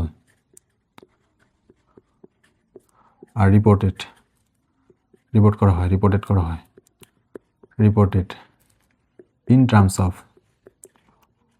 in terms of how far, in terms of how far মানে সে কতটা দূরে, কোত্থেকে, এই যে টিএমএস 60 মেগাহার্টজ থেকে, এই যে টিএমএস এটা কত ছিল 100 মেগাহার্টজ, এটা লিখে রাখো 1000 মেগাহার্টজ। তাহলে এই যে শিফট করা হইতেছে টিএমএস থেকে কতটা দূরত্বে এবং কিসের মধ্যে নেওয়া হয়, হার্টসে, ইন হার্টস। তাহলে দেখো how far in hertz they are shifted from TMS, অর্থাৎ শুরুর দিকে এইভাবে পিক নেওয়ার চেষ্টা করলো বা রেজোন্যান্সের পিক বা সিগন্যালটা এইভাবে নেওয়ার চেষ্টা করলো, বা সমস্যা বাঁধলো কি, যখনই ফিল্ডের স্ট্রেন্থ চেঞ্জ করা হয় ডিফারেন্সটাও চেঞ্জ হয়ে যায়। অর্থাৎ এটা কি, এই শিফট, এই রেজোন্যান্স এইভাবে রিপোর্ট করা হইতেছে, এটা হচ্ছে ফিল্ড ডিপেন্ডেন্ট, ফিল্ডের উপর ডিপেন্ড করতেছে আমাদের সিগন্যাল বা রেজোন্যান্সটা। তো আমরা বলবো এটা কি, বল করে দাও, এটা হচ্ছে ফিল্ড ডিপেন্ডেন্ট। আমরা একই কম্পাউন্ড, এক এনএমআর মেশিন যেটার ম্যাগনেটিক স্ট্রেন্থ ভিন্ন, তো তখন যদি আমরা এনএমআর স্পেকট্রাম দিয়ে যাই আলাদা আলাদা পিক পেয়ে যাব। তো এটা একটা বিরাট সমস্যা না? তো এই সমস্যাটা আমাদের সলভ আউট করতে হবে। কীভাবে সলভ আউট কীভাবে করবা দেখো, এখানে একটু মনোযোগ দিয়ে লাইনটা খেয়াল করো। ধরো আমরা যখন 60 মেগাহার্টজ স্পেকট্রোমিটারে করছি, হিসাব নিকাশ করছি, তখন তোমার ডিফারেন্সটা কত পাইছো, 1000 পাইছো, সরি 162, 162 এভাবে লিখলাম। তো এইদিকে চাপে লিখি 60 মেগাহার্টসের জন্য আমরা পাইছি কত,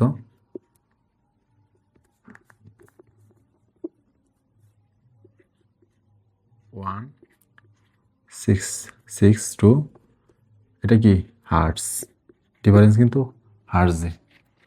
60 মেগাহার্টসটা কি, 60 মেগাহার্টস হচ্ছে আমাদের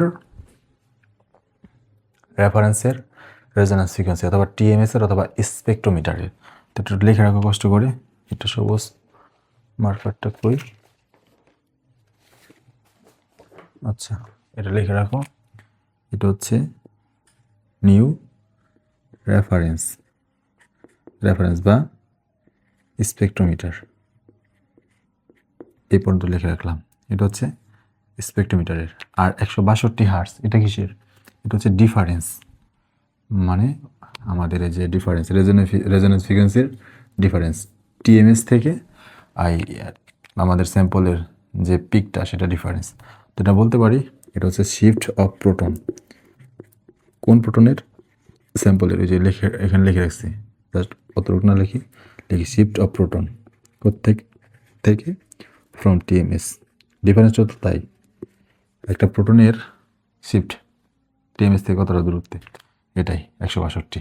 আচ্ছা, তো আমরা দেখলাম যে এইভাবে একদম স্পেসিফিক্যালি স্পেকট্রোমিটারের রেডিও ফ্রিকোয়েন্সি নিলে সমস্যা বাদে, কারণ 60 নিলে 162, 100 নিলে 262। তো আমরা কী করি, সলভ আউট করবো 1 মেগাহার্টসে কী হয় দেখি। 1 মেগাহার্টসে 60 মেগাহার্টসে না নিয়ে এমন একটা নিলাম 1 মেগাহার্টসে নিলে কী হবে, 1 মেগাহার্টস, দেখো মানটা তখন কত আসে, 162 হার্টস ভাগ 60 মেগাহার্টস, 60 মেগাহার্টস মান দেখো কত পাও, মান তুমি পাবা 2.7। একক কী হবে দেখো, হার্টস আর মেগাহার্টস, তাহলে উপরে কিন্তু হার্টসই রয়ে গেছে, hertz divided by megahertz, 2.7 hertz divide by megahertz, এই মানটা পাইলা। 1 মেগাহার্টস নিলে এই ক্ষেত্রে হিসাব নিকাশ করো তো 1 মেগাহার্টসে কত হয়, আমরা 100 মেগাহার্টসের জন্য 1000 মেগাহার্টসে যখন হিসাব নিকাশ করি তখন আমরা ডিফারেন্সটা পাই, কত পাই, 270। এটা কিন্তু পাবের বই সুন্দর করে লেখা আছে, এটা আমার বানানো না, পাবের বই থেকে নেওয়া, 270। তাহলে বলো 1 মেগাহার্টসে কত হবে,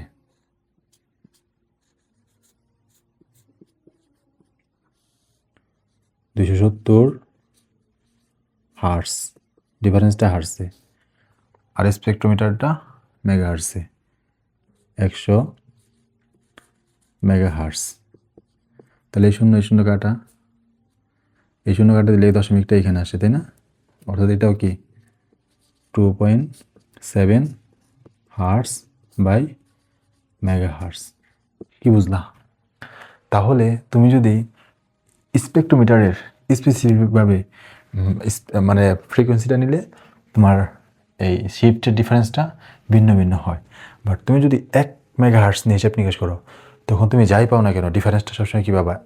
সিমিলার পাবা। দেখো এখানেও 2.7 হার্টস বাই মেগা হার্টস, এখানেও কি 2.7 হার্টস বাই মেগা হার্টস। বুঝছো? তাহলে কত নিয়ে হিসাব নিকাশ করতে হয়? 1 মেগা হার্টস নিয়ে। এই 1 মেগা হার্টস নিয়ে হিসাব নিকাশ করে যেটা তুমি পাইলা, এটা হচ্ছে কি কেমিক্যাল শিফট। এটাই কেমিক্যাল শিফট। তো সমস্যা বাদে যেখানে সেটা হচ্ছে, দেখো উপরে হার্টস নিচে মেগা হার্টস, এইভাবে কি থাকে? একক তো সবসময় কী করতে হয়? এক করতে হয় না? উপরে হার্টস নিচে মেগা হার্টস, এটা তো হইলো না। তাহলে এক করতে হবে। তো এক কীভাবে করবা? এতটা তুলে নিচ্ছ, আমরা এটা কী করছি, এটা তো আমরা তুলছি, এটা মুছে দিব। তো নোট কীভাবে করতেছো? আমি যেভাবে গেছি ওইভাবে খাতার মধ্যে লেখো। তো বলতো আগে লেখা শেষ হয়ে গেছে, এটা আমি মুছে দিব।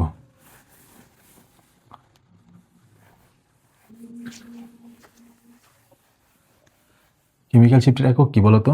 কেমিক্যাল শিফটের একক হচ্ছে ppm, parts per million. But এখানে কি পাইলা? Hertz by mega hertz. Hertz by mega hertz তো কেমিক্যাল শিফটের একক না। তাহলে এরকম এটা ঝামেলা পাচ্ছে না? দেখো তো আমরা যেটা পাইছি সেটা কি? আমরা পাইছি 2.7 হার্টস বাই মেগা হার্টস। এটা তো সমস্যা। 1 মেগা হার্টস নিয়ে হিসাব নিকাশ করলে মানটা সেম আসে, but hertz by mega hertz এটা তো ম্যাথমেটিক্যালি ঠিক না, এভাবে তো লেখে না, তাই না? তারপরে একক সেম করবো, 2.7 রাখলাম, উপরে হার্টস আছে, হার্টস থাকলো, নিচে কী করবো? হার্টস বানাবো। মেগা হার্টস থেকে হার্টস নিলে কী করতে হয়? 10⁻6 হার্টস, মানে 1 mega hertz equal to 10⁻6 hertz. Okay, তাহলে কি হইল? এই হার্টস কাটা, তো আলটিমেটলি মানটা কি থাকে? মানটা থাকে 2.7 ইন্টু 10⁻6। এটা উপরে গেলে 10⁻6 হয়, 10⁻6। এটা যদি একদম ভ্যালু আকার লেখো, 10⁻6 যদি না লিখতে চাও তাহলে কত হয়? 0.0000, 3টা 0, 4টা 0, 5টা 0, দেন কি 2.7। এখানে আমি কি করে দিই?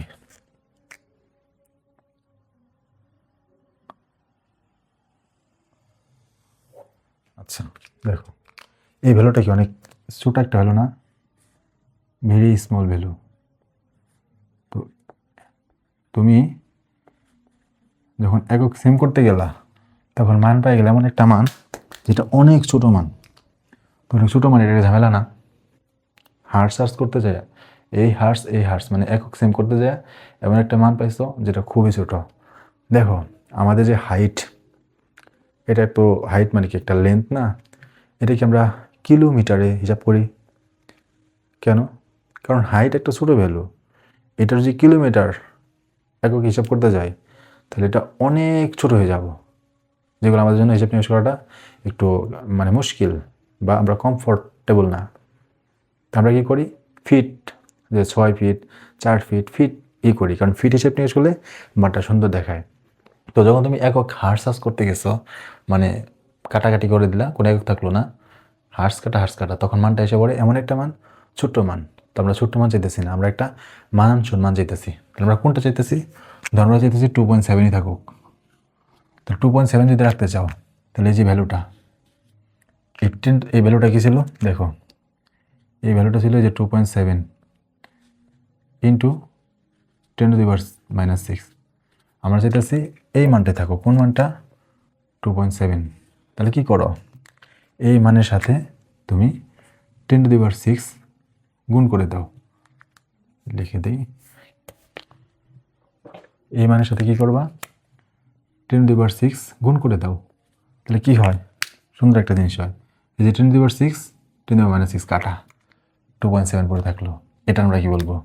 এটা বলবো আমরা পিপিএম। এটার কি বলবো আমরা? PPM, parts per million. কারণ কি করলা তুমি 10⁶ মিলিয়ন হিসাব নিকাশ করলা, বুঝছো? তো 2.7 আসলো। তাহলে এটা আমরা আর একটু করে সাজাই। কি পড়লাম আমরা? একটু গোছাই পড়ি। আর পড়তেছি, দেখো মানটা দেখো, তুমি এটা হিসাব নিকাশ করো আর এটা হিসাব নিকাশ করো। 2.7 আসে, তো উপরটা লিখতেছি 162। দেখো 162 কী ছিল? হার্স।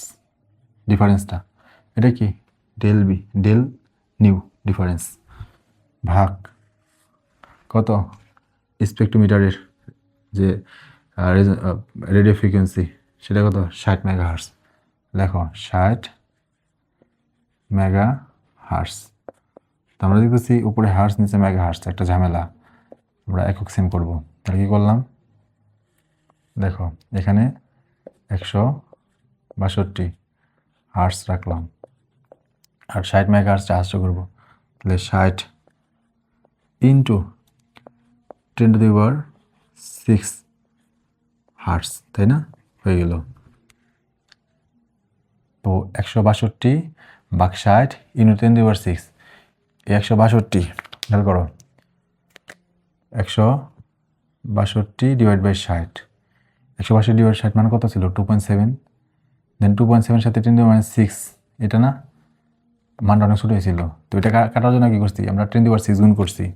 অর্থাৎ এই মানের সাথে এই যে এতটুক মান 10⁶ গুণ করছিলাম, সেটা কি মান পাইছি? পিপিএম। মানে এই হার্স কাটা, অর্থাৎ এই হার্স কাটা পিপিএম আসলো। আবার এই 10⁶ কাটা না, তাহলে মান কত আসে? মানটা এই যে 162 ডিভাইড বাই 60, সে মানটা কত? ও 2.7ই থাকলো। আমরা বলি কি? পিপিএম। তাহলে 162 ডিভাইড বাই 60, এটা যখন তুমি কত বললা? 2.7। আচ্ছা, এটার পিপিএম কেন বলা হয়? একটু আমরা ইয়ার মধ্যে যাই, 19-এর একটা ইন্টারমিডিয়েটের পিপিএম, পার্টস পার মিলিয়ন, যে ঘনমাত্রা প্রকাশের একটা নিয়ম ছিল। সেখানে কি বলছিল? পিপিএম ইকুয়াল টু উপরে দ্রব, নিচে কি? নিচে হচ্ছে দ্রবণ। দ্রবণের মধ্যে দ্রব থাকে। এটা কি থাকে? গ্রামে। এটা কিসে? গ্রামে। গ্রাম কি করে কাটা যায়। এটাও গ্রাম, এটা গ্রাম, কাটা যায়। তো দ্রবণের মধ্যে একটা দ্রব থাকে, এটা আমরা জানতে চাইছি না। আমরা যদি মানে মিলিয়নে কত থাকে, তাহলে 10⁶। এটা কি বলি? যে একটা আসবে সেটা পিপিএম। অর্থাৎ নিচের একক উপরের একক সেম থাকবে, কাটারে যাবে, সেটা 10⁶ দ্বারা গুণ করলে আমরা পাই পিপিএম একক। এটা হচ্ছে নিয়ম, বুঝছো? তুমি যদি এখানে মিলিগ্রাম নাও, এখানে কি নিবা? মিলিগ্রাম। 10⁶ গুণ দিবা পিপিএম। এখানে যদি তুমি কেজি নাও, এখানে তোমার কত নিতে হবে? কেজি। 10⁶ গুণ করবা পিপিএম, বুঝছো? এখানে যদি তুমি মিলিলিটার নাও, ভরের একক হিসেবে বুঝলো তো? গ্রাম, মিলিগ্রাম, কেজি, এরকম একক সেম নিতে হবে। এটা হচ্ছে পিপিএম মানে। তোমরা পিপিএম করলাম, এই যে হার্স 10⁶ গুণ করছি, পিপিএম হয়েছে। বাট এই 10⁶ গুণন করার কারণে এই 10⁶ কাটা, তাহলে আলটিমেটলি যে ভ্যালুটা পাইলে সেটা কিছু জন্য 162/60। কোনটা? এই যে এটার জন্যই তো 162/60। তাহলে আমরা যদি ভ্যালু আকার লিখতে চাই, যে ফর্মুলা লিখে দেব। ফর্মুলা, কেমিক্যাল শিফটের ফর্মুলা প্রথমে আসো। 1 নাম্বার কীভাবে রিপ্রেজেন্ট করা যায়? 1 নাম্বার কেমিক্যাল শিফটকে রিপ্রেজেন্ট করা যায় ডেল্টা দ্বারা। আচ্ছা, সেটা কি? দেখো আমি যদি বলি উপরে কী ছিল? ডিফারেন্স, ডেল নিউ, সেটা কোন এককে? হার্জে। আচ্ছা, নিচে কি থাকে? স্পেকট্রোমিটারের, এটা কিসে? এই যে রেফারেন্স, বা সেটা বলতে পারি স্পেকট্রোমিটারের। আচ্ছা, এটা কিসে না? ধরো এটা তুমি কি রাখলা? Mega hertz. তারটা কি? হার্স। নিচেটা কি? মেগা হার্সের ভ্যালু। যে ভ্যালুটা বাবা, দেখো 162/60, এটার ভ্যালু কত? 2.7 না? ওটা কি? পিপিএম আসে না? তো আমরা বলবো এটা কিসে? পিপিএম। এটা কি? পিপিএম। তুমি বলবা পিপিএম তো এটা না, নিচের একক উপরের একক সেম, 10⁶ দ্বারা গুণ করতে হয়। ওটা তো করলামই আমরা। এই যে উপরের একক নিচের একক সেম করলাম, সেম করতে যায় নিচে কত আসে? 10⁶। ওইখানে 10⁶ গুণ হয়, 10⁶ তো কাটা। আলটিমেটলি পড়ে থাকলো কি? 162 আর 60 তো, মানে যে হার্স আর মেগাহার্সেরটা। তাহলে যখন তুমি উপরেটা হার্স নিচেটা মেগাহার্স নিবা, তখন আর কিছু গুণ করতে হয় না। যখন উপরটা তুমি হার্স নিচেটা মেগাহার্স নিবা তখন কোনো গুণ করতে হয় না। যখন তুমি উপরটা হার্স নিচেটা মেগাহার্স নিবা তখন 10⁻6 গুণ করতে হয় না। যে ভ্যালুটা আসবে ওটাই তুমি কী করবা, ppm দিয়ে দিবা। এইগুলো এটা একবার প্রকাশ করা যায়। আরেকভাবে ওই কি 2 নাম্বার কেমিক্যাল শিফট, উপরেরটা ডেল নিউ হার্সে ডিফারেন্স, নিচেরটা কি রেফারেন্সের টিএমএস অথবা স্পেকট্রোমিটারের। এটা তুমি কিস নিতেছ, এটা তুমি হার্জে নিলা। যখনই তুমি উপরের একক নিচের একক সেম করবা ppm নিতে হলে কী করতে হয়, 10⁻6 দিয়ে গুণ করতে হয়। তাহলে যে মানটা আসবে সেটা কি ppm। বুঝছো? দেখো 162/60 2.7 একক ppm। দেখো আবার উপরেরটা হার্স নিচেরটা হার্স, যখন উপরেরটা হার্স নিচেরটা হার্স তখন তোমার 2.7 করতে হলে কী করতে হয়, 10⁻6 গুণ করতে হয়। কেন? কারণ উপরটা হার্স তো আছে 162 হার্স, বাট যখন আমি 60 মেগা হার্সে নিয়ে গেছি তখন 60 × 10⁻6 হয়ে গেছে। তখন 162 ডিভাইড বাই 60 × 10⁻6, সেটার মানে কিন্তু 2.7 আসে না, সেটার মানে কত আসে 2.7 × 10⁻6। অর্থাৎ তখন আমার 2.7 করতে হলে কী করতে হয়, 10⁻6 গুণ দিতে হয়, 10⁻6 গুণ দিতে হয়। এটা আমরা কি বলি ppm। উপরের একক নিচের একক সেম, 10⁻6 গুণ করতে হবে ppm পাবা। উপরের একক হার্স নিচের একক মেগা হার্স, তখন 10⁻6 গুণ করতে হয় না, বেল জবাব ppm এককে। বুঝছো? এটা কিন্তু চাইলে আমরা আরেকভাবে লিখতে পারি। সেটা কি, এই যে ডেল নিউ মানে কি ডিফারেন্স। কিসের ডিফারেন্স? এই যে স্যাম্পলে যে ফ্রিকোয়েন্সিতে রেজোন্যান্স দেখায় আর রেফারেন্স বা টিএমএস বা স্পেকট্রোমিটারের যে ফ্রিকোয়েন্সি, এই দুইটার মধ্যে যে ডিফারেন্স হার্জ এককে, সেটা না, এটা আমরা লিখছি ডিফারেন্স। তাহলে এটা কীভাবে লিখতে পারি, এটা আমরা আরেকভাবে লিখবো, নিউ স্যাম্পলের ফ্রিকোয়েন্সি, যে ফ্রিকোয়েন্সিতে সে রেজোন্যান্স দেখায়, মাইনাস নিউ রেফারেন্স বা স্পেকট্রোমিটার বা টিএমএস ডিভাইডেড বাই কি নিউ রেফারেন্স বা স্পেকট্রোমিটার। চাইলে আমরা এইভাবেও লিখতে পারি। দেখো উপরেরটা যদি হার্টস এককে হয়, উপরেরটা কি, এই তোমার ডিফারেন্সটা আমরা যেটা নিলাম, এই যে ডিফারেন্স, এই ডিফারেন্সটুকু যদি, ডিফারেন্সটা তো হার্জ এককই, এটা যদি হার্জে হয় এবং এটাও যদি কি হয় হার্জে হয়, তাহলে আমরা কি করব, 10⁻6 গুণ করব ppm একক, যা আসবে পার্টস পার মিলিয়ন। ল্যাঙ্গুয়েজ আকারে আমরা আরেকভাবে লিখতে পারি। সেটা কি, এই যে ডেল নিউ ডিফারেন্স, এটা আসলে কি, এটা হচ্ছে shift of A proton of A sample, তাই না? স্যাম্পলে যে প্রোটন আছে সেটার শিফট কার থেকে, টিএমএস থেকে কতটা দূরে। আমরা লিখতে পারি যে শিফট অফ এ প্রোটন বা স্যাম্পল দেখে দিলাম, বুঝছো তো, স্যাম্পল, আচ্ছা প্রোটন লিখে দিলাম, প্রোটন বা স্যাম্পলই থাকুক, লাইন এমনি বড় হয়ে যায়। তুমি তো জানোই যে শিফটটা কার, স্যাম্পলের, কোত্থেকে, ফ্রম টিএমএস বলতে কি রেফারেন্স, তুমি চাইলে রেফারেন্স দিতে পারো বা স্ট্যান্ডার্ড দিতে পারো, ডিভাইডেড বাই ফ্রিকোয়েন্সি। কোন ফ্রিকোয়েন্সি? Frequency of spectrometer. যদি উপরেরটা হার্জে থাকে এবং উপরেরটা তো সবসময় হার্স, ওটা তো বলতেই হবে না, আমরা জানি উপরেরটা তো সবসময় হার্স। নিচেরটা যদি মেগা হার্টসে নাও, যে স্পেকট্রোমিটার ফ্রিকোয়েন্সি, তাহলে তোমার 10⁻6 গুণ করতে হবে না। বাট নিচেরটা যদি তুমি হার্জে নাও, এখানে আমি হার্জ দিলাম উপরেরটা, আর নিচেরটা কি হার্জে রাখলাম, উপরেরটাও হার্স নিচেরটাও হার্স, তখন আমাদের কি করতে হয়, 10⁻6 গুণ করতে হয়। এটাও তোমার কি কেমিক্যাল শিফট। অর্থাৎ 2 নম্বর ফর্মুলাটা 3 ভাবে লেখা যায় এবং 3টাই এক বই আছে, তাই আমি একসাথে কি করলাম, লিখে দিলাম। এই হচ্ছে আমাদের কেমিক্যাল শিফটের ফর্মুলা। তাহলে ওভারঅল আলোচনার মানে শেষ দিকে এসে আমরা কি বলতে পারি, যে শুরুর দিকে আমরা যে শিফটটা নিয়ে আলোচনা করছিলাম, যে ডিফারেন্স একটা রেফারেন্স কম্পাউন্ড নিছি, সেটার সাথে আমাদের স্যাম্পলের যে রেজোনেন্স হয়েছে যে ফ্রিকোয়েন্সিতে, সেটা ডিফারেন্স নিয়ে আমরা শিফট নিয়ে একটা মানে ডিফাইন করতে চাইছিলাম শিফটের। বাট সমস্যা হলো কি, তখন দেখা গেছে যে ডিফারেন্সটা এক এক ম্যাগনেটিক ফিল্ডে এক এক রকম হয়ে যেতেছে, অর্থাৎ ফিল্ড ডিপেন্ডেন্ট। তাই আমরা কী করলাম যে এই প্রবলেমটা কীভাবে সলভ করা যায়, তার জন্য কী করা হইতেছে যে না, স্পেকট্রোমিটারের যে ফ্রিকোয়েন্সি সেই হিসাব নিকাশ না করে আমরা কী করব, যেই স্পেকট্রোমিটারই তুমি ইউজ করো না কেন, যেই মানে ইনস্ট্রুমেন্ট ইউজ করো না কেন, আমরা কী করব 1 মেগাহার্টজে হিসাব নিকাশ করব। এবং 1 মেগাহার্টজ হিসাব নিকাশ করতে গেলে দেখা যায় কি সব ক্ষেত্রে ভ্যালু কী হয়ে যায়, সেম হয়ে যায়। বাট প্রবলেম দ্বারা উপরে হার্টস নিচে মেগাহার্টজ, উপরে হার্টস নিচে মেগাহার্টজ, তো আমরা উপরে হার্টস নিচেও হার্টস আনবো। এবং এতে করে সমস্যা দেখা যায় কি একটা মান আসে একদম ভেরি স্মল মান, তো ভেরি স্মল মানটারে ক্যান্সেল করার জন্য, কারণ যে যখন মেগাহার্টসে হার্টস নেই তখন 10⁻6 ওটার বদলে 10⁻6 আছে, তাই 10⁻6 ওটা কাটার জন্য 10⁻6 আনি। তো 10⁻6টা যখন আনলাম তার মানে হিসাব নিকাশ করতেছি কি মিলিয়নে, অর্থাৎ পার্টস পার মিলিয়নে, বুঝছো? এই তো এটা তো তারপর যত কাহিনী বললাম সেটা জানে। তো ওভারঅল যদি আমরা ধরো আসলো যে ডিফাইন কেমিক্যাল শিফট, তখন তুমি এই ফর্মুলা দিয়ে দিতে পারো, সাথে একটু ল্যাঙ্গুয়েজ আকারে লিখে দিতে পারো।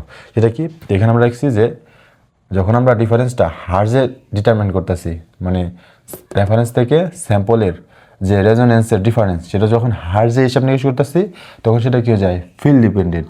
এখন আমরা নতুন একটা প্যারামিটার ইন্ট্রোডিউস করলাম যেটা ইনডিপেন্ডেন্ট অফ ফিল্ড স্ট্রেংথ, যেটা ফিল্ডের উপর কী কর না, ডিপেন্ডেন্ট না। সেটাই তুমি কীভাবে লিখবা এক্সামে। তো এটা একটা স্ক্রিনশট দাও, তারপর আমি এখানে মুছে দিয়ে ল্যাঙ্গুয়েজ আকারে লিখে দিব। ওকে, ঠিক আছে, এটা মুছে দিলাম।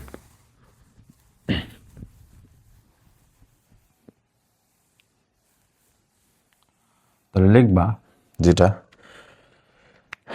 এটা আমি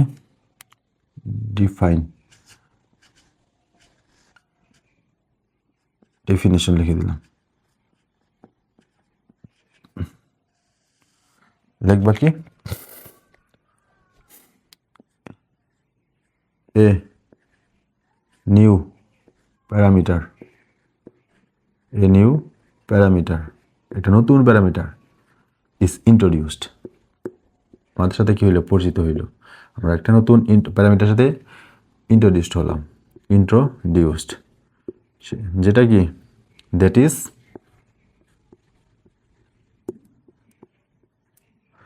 independent of field strength, independent of field strength. এটা ফিল্ড স্ট্রেংথের উপর কী করে না, নির্ভর করে না। সেটাকে আমরা কি বলি,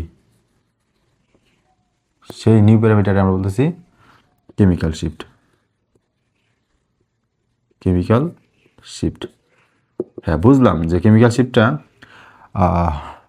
ফিল্ড স্ট্রেংথের উপর ডিপেন্ড করে না, বাট কেমিক্যাল শিফটটা আসলে কি, ওটা তো যে ফর্মুলা আকারে লিখছি, এই ফর্মুলাটা আমরা ল্যাঙ্গুয়েজ আকারে কেমন লিখবো, তো ওটা লিখবা যে দা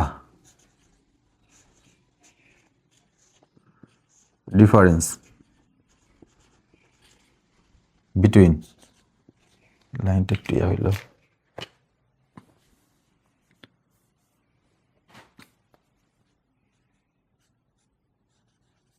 the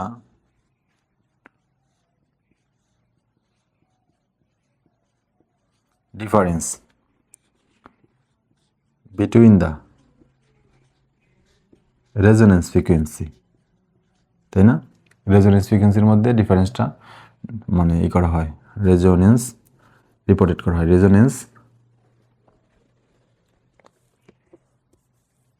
between the resonance frequency. হ্যাঁ, কোন দুটা রেজোনেন্স ফ্রিকোয়েন্সি, কোন কার মধ্যে, রেজোনেন্স ফ্রিকোয়েন্সি কার, অফ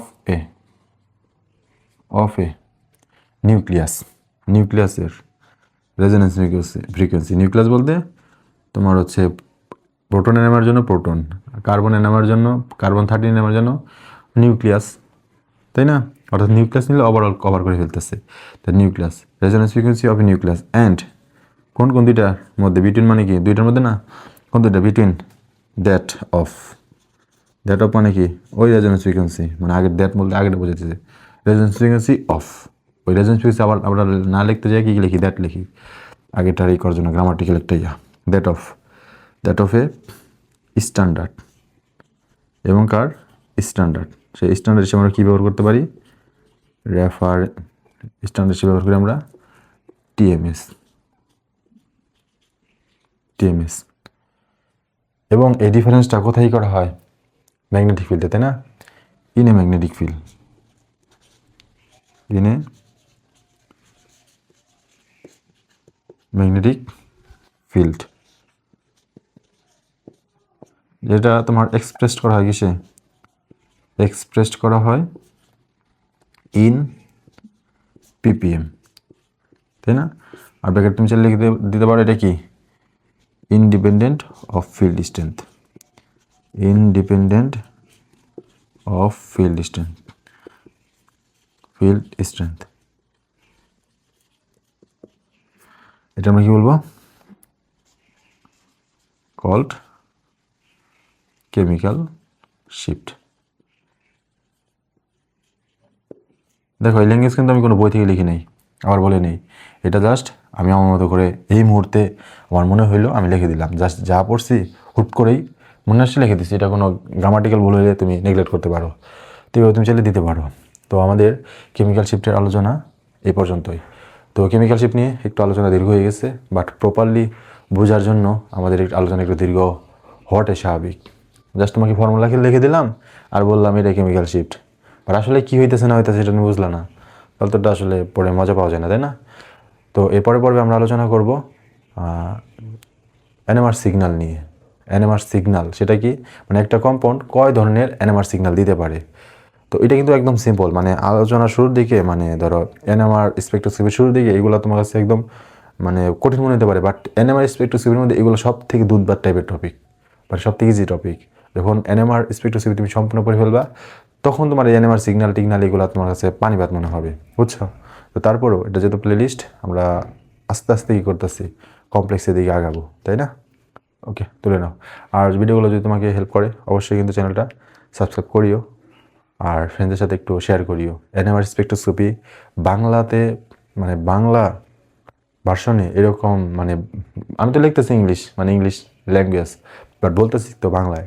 তো বাংলা মাধ্যমে তোমার এনএমআর স্পেকট্রোস্কোপিতে আমার মনে হয় না কোনো ভিডিও আছে, কারণ জানো তো একটু কঠিন টপিক, তথাকথিতভাবে মানুষের কাছে পরিচিত, তথাকথিতভাবে এটা একটা কঠিন টপিক। তো সেই দৃষ্টিকোণ এটা করতেছি। তো একটু তোমার যে ফ্রেন্ড সার্কেল আছে তাদের একটু জানাইও যে এখানে আমার এই ইউটিউব চ্যানেলে এনএমআর স্পেকট্রোস্কোপিতে প্লেলিস্ট সুন্দর করে সাজানো আছে। ওকে, আসসালামু আলাইকুম।